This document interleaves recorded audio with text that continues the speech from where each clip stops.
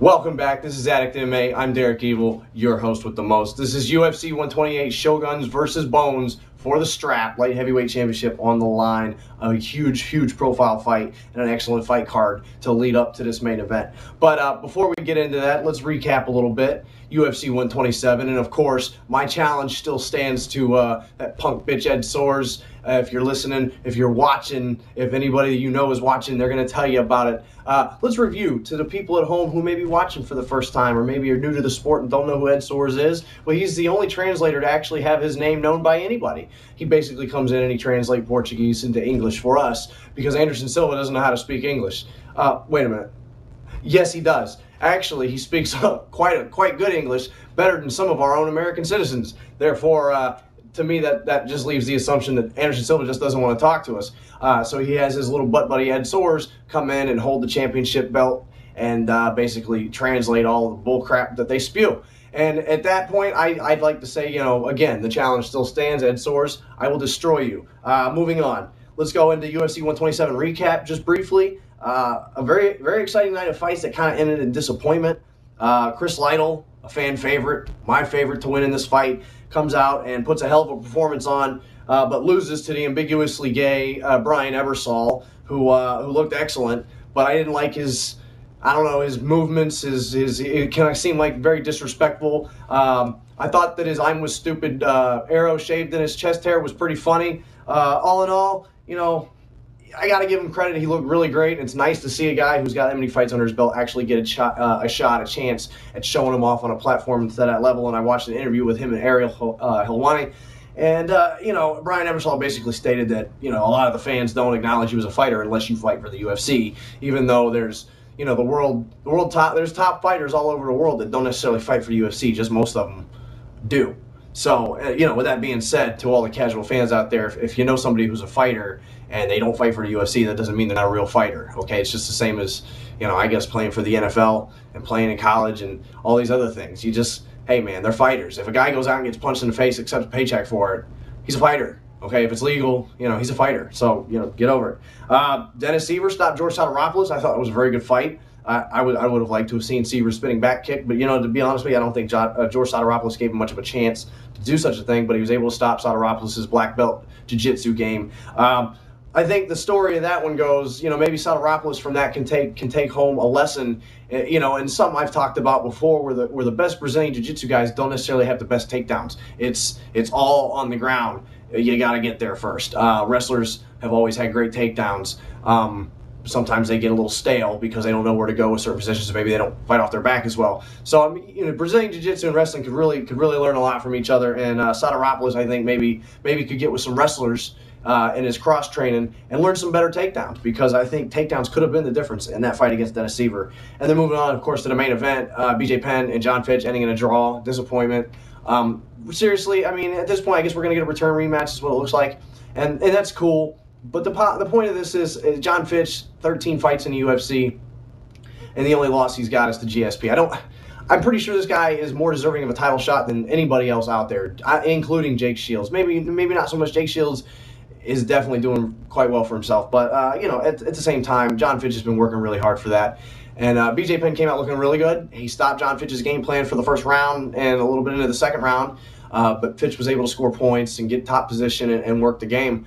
And then the third round, of course, was all Fitch. It was just nothing but ground and pound. I thought Fitch could have eked away with that victory, but judge's decision, rules of a draw, majority decision. So we'll see a return match. It was very nice to see BJ Penn so humble. He was heartbroken. You could tell, you felt bad for him, but it was just really cool to see, how honest a fighter can be, because a lot of the times these guys are very arrogant, but like when Rampage admitted that he didn't feel like he beat Machida, and then we've got BJ feeling like he didn't win the fight and admitting it, and that's just cool, man. Humility's cool. It goes a long way with a fan.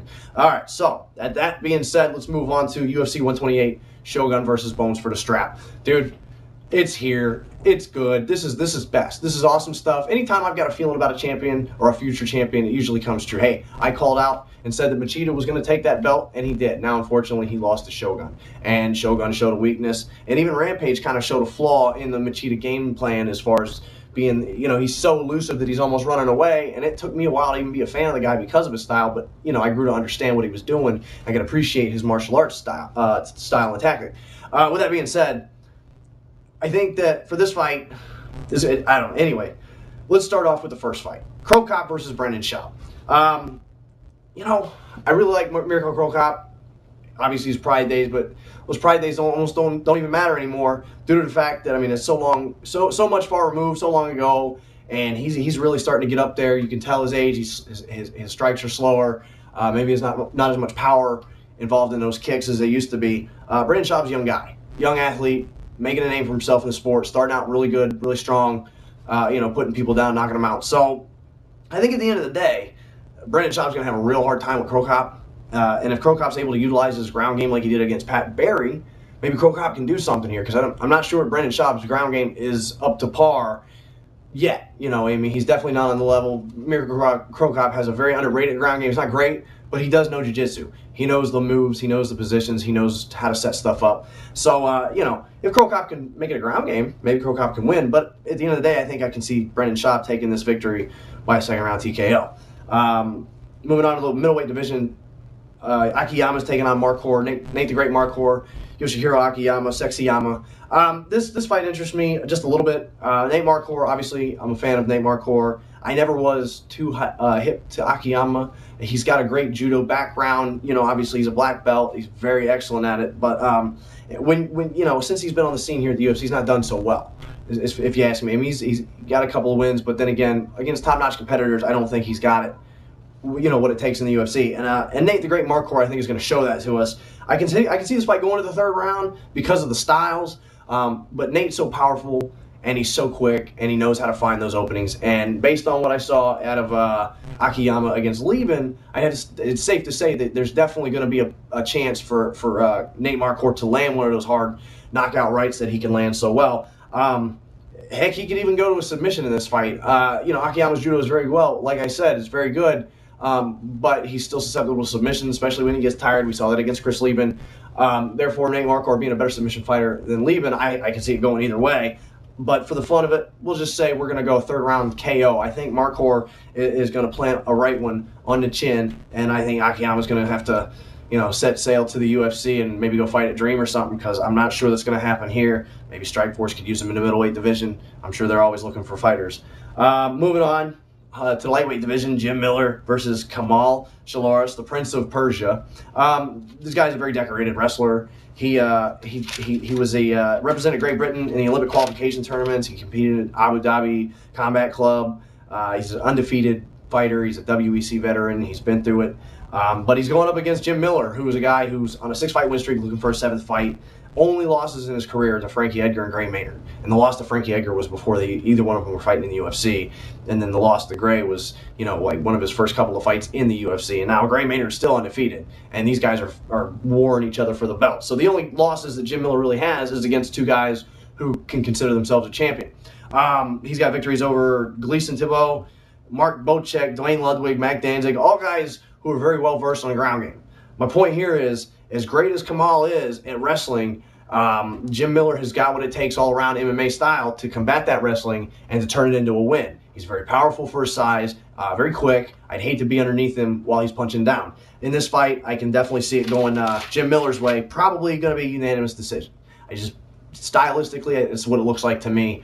So I'm going to go Jim Miller over Kamal. It's going to be Kamal's debut in the UFC, but I'm sorry, I think Jim Miller's going to have it. He's looking real good lately, and a win like this will only help him get closer to a shot at that title.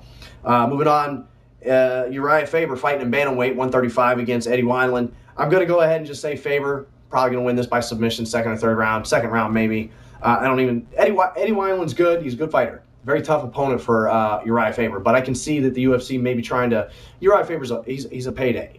You know, the fans are going to pay for his name on a pay-per-view if he's a champion and people love him. The California Kid, who doesn't love Uriah Faber? So I think this is, I don't say a gimme fight, but this is definitely a fight that Uriah Faber can win, so that the UFC can kind of, you know, propel him to a bantamweight UFC championship fight. So I'm definitely going to go Faber in this.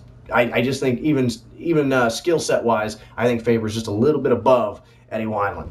And then moving on, of course, to the main event, Shogun versus John Bones Jones. Now, this is a scary fight because is it too early for Bones Jones? Is he maybe too mature, immature in his career yet? I don't want to say immature, but has he not matured enough yet in his career? Did he maybe need another fight or maybe another couple of fights against a couple of top competitors? Or, you know, with the way he's been destroying people, do you think maybe to heck with it, let's give him a title fight? I'm kind of on that boat. I'll ride that one out. I think, yeah, let's give him a title fight. I was so excited. Nothing against Rashad Evans. I'm a big fan of Rashad, and I think Rashad could have beaten Shogun for the belt as well.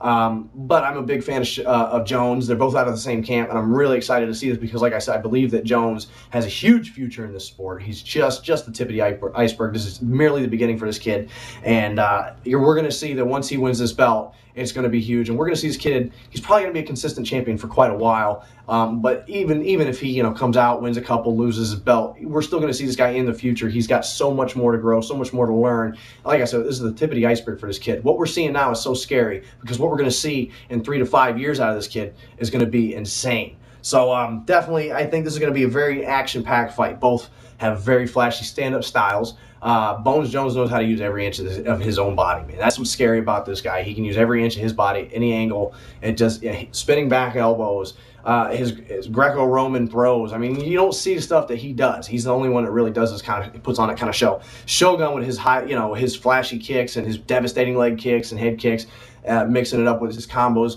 Shogun is a very dangerous Muay Thai fighter, especially if he gets into a clinch situation.